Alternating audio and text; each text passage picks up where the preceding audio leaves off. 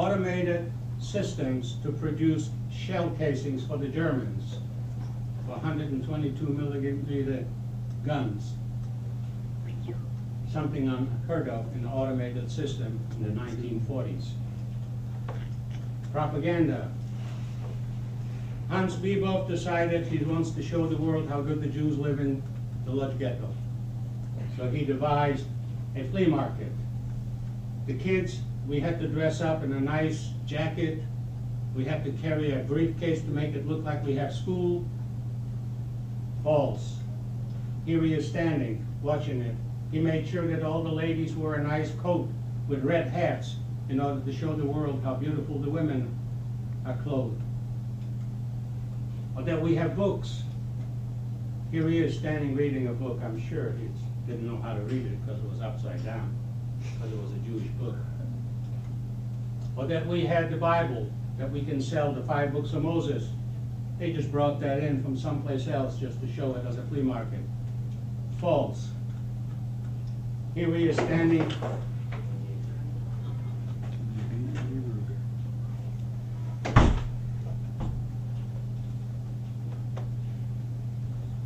The only thing about this sign that you see here that's true is Sinatco. That was the forerunner of Coca-Cola. I remember this corner very well because it was at the hotel, which was catty corner from my aunt's apartment. Because daily when I would come home from school, I would stop at her place because she lived on the 3rd floor and it had an elevator. And I, as a young boy, found a new toy. And that's riding up and down that elevator, up and down, pressing the button, just to be fascinated that this box keeps going up and coming down, opens the doors automatically. And then she would take me to this place right here, which was actually an ice cream parlor, and buy me an ice cream. And then I would go home after that. And I remember this. This is why I went and took those pictures when I made this video. Here's what they showed for display. If I had one of these things, the stitchings that the ladies did, hand stitching with insignias for the SS, for the uniforms, I wouldn't be standing here. I probably would own an island someplace, because you could sell this for about $5 million. Oh my God. They showed how much we produced in clothing up till 1943. That's a correct number. We did produce all that clothing. Unfortunately, not for us. It was strictly for the German people. That we had ladies' designs, and I can vouch for that. My father was the designer of the ladies' clothing and the designer of all the uniforms. He was the head of the shop. They waited to make sure that the picture was taken on a beautiful, nice, sunny day. As you notice, there's not a car in sight. The only car that was there was Hans Bebov's car. On the flea market they made sure to show that we have vegetables that you can buy. The ladies had to dress up like farm women, and everybody had to smile. Any of you go out to a barber shop or a beauty shop to see people in the white coat? Well, that was the Germans' idea. That's how a barber shop should look like. Or that we had school. There were no schools. The only thing we received was these vegetables, which was kohlrabi, or potatoes. My good friend who came from Uniev into the ghetto, he claims to have invented organic gardening. He is still alive. He lives in Los Angeles. Jack Breslin, he too wrote a book. My name, Jacob, is no longer. In 1943, pictures were taken again, and I was at one of the presentations in Berlin at a market where they were selling books at a book fair. And I kept looking around and I saw this picture on the cover of a book. And I said to myself, I recognize somebody in there. So the author used that picture. He got it from the archives, from Berlin Museum archives. He used it for his book cover. He did not pay me any royalties, so I showed this picture without paying him any royalties. I just get even with him that way. Why not? Lodge Ghetto. My father in 1943 decided he's going to give me a birthday present, something that I didn't have. So he bargained away these chairs on the black market. That's my father standing right there. And for those 2 chairs, he received a quarter of a pound of horse meat. That was the first time that I had a piece of meat in the ghetto in 1943. Today, I'm almost a vegetarian, but literally I call myself a vegetarian because I do eat fish and a little bit of poultry, but I don't eat red meat at all. Transports coming in. First class, second class, third class from all over Europe, and the next day they were all sent back out onto Helmut or Auschwitz. But in 1944 we started seeing bundles of clothing coming back into the ghetto. That's the church that you saw in the beginning. Those bundles of clothes, when you opened them up, you could find documents, work permits, monopoly money that we had in the ghetto, or other pieces of information, but we didn't know where it came from. They sanitized the clothing. What was good, they sent back to Germany, and what was bad, we sorted it out and used it for other purposes. Here the sorters were sorting out the clothing on the outside. One day, tons and tons of shoes arrived. Did you wake up, young lady? Would you please? Would you sit up? You have a headache? Would you like an aspirin? She can't take aspirin. I'm just kidding. These are the cattle cars that they were shipping us out. The last day of transport out of the ghetto. That's my father. On the other side is my mother. And somewheres in this mass of people that I tried to locate myself, my brother, and the rest of the family. 200 members of the family were being transported on that day. And out of that day, on August the 14th, 1944, out of 200 members of the family, only 5 of us survived.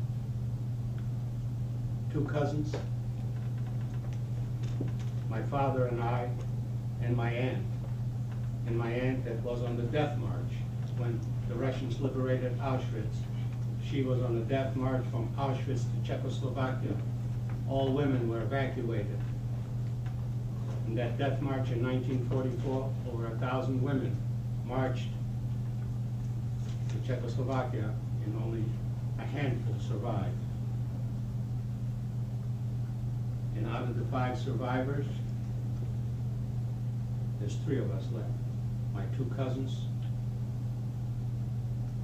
and myself. There's 3 of us that still are survivors. The reason I use the word survivor is because in schools you've been taught to read the diary of Anne Frank. Anne Frank was not a survivor.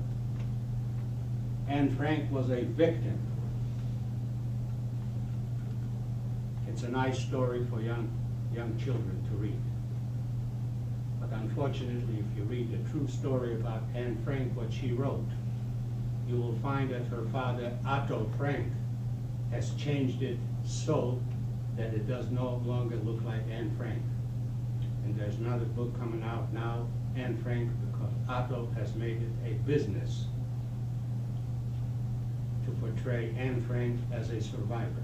Anne Frank was betrayed by the Dutch. Anne Frank was shipped off to Bergen-Belsen, and she died in Bergen-Belsen. She never survived World War II. She and her sister died there. There is a distinction between survivor and survivor. And I take issue with some people who call themselves survivors of World War II, of the Nazi Holocaust. They should change their title if they were not in the concentration camp to Holocaust escapee, like some of my cousins down that lived in China, from my family that lived in Shanghai. They're the only ones that will say that they are escapees because they left before the Holocaust. Or children that were on a transport that was sent to England, children's transport. They too consider themselves Holocaust survivors. If we were to use that terminology today, everyone that survived World War II can call themselves a Holocaust survivor. And that is not true. They're just survivors of World War II, but not survivors of a Nazi concentration.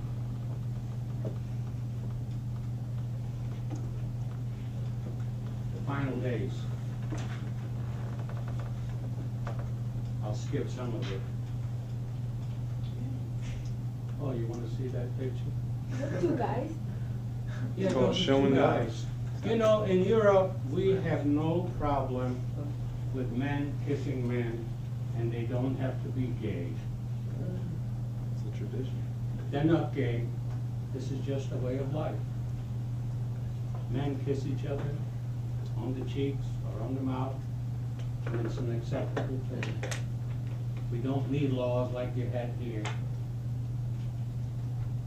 which is don't talk and don't care. What was that law they just changed over with the military?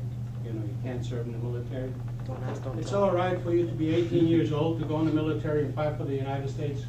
You can't, but you can't have a beer, and you can't go ahead and say what your sexual preferences that you gave. But it's all right to die for the country. Doesn't make sense.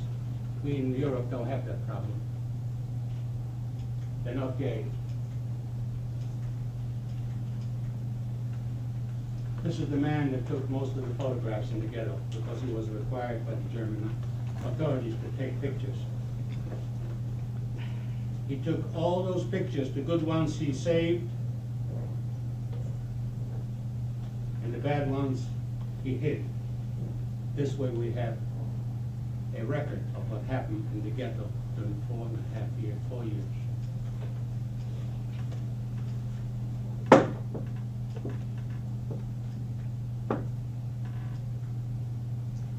This was the transport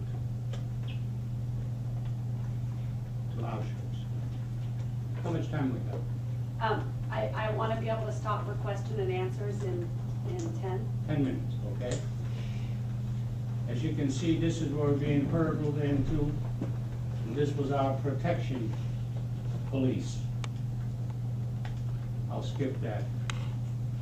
I went back after the war to Auschwitz to see if I can locate any survivors of my family. I remember that gate vividly as our transport was being pushed in by the locomotive into the selection ramp. That's the selection ramp.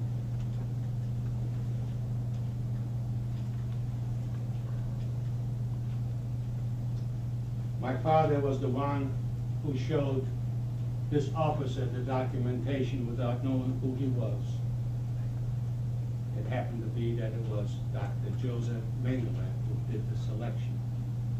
He was the one that did experimentation with his children, particularly on twins, to see how can they survive by dumping them in a tub full of ice, or injecting them with certain chemicals to see the reaction in order to be able to utilize the data for the German Air Force or for the German Army, how to succeed to win the war or how to survive. The pictures you see there is an album that my aunt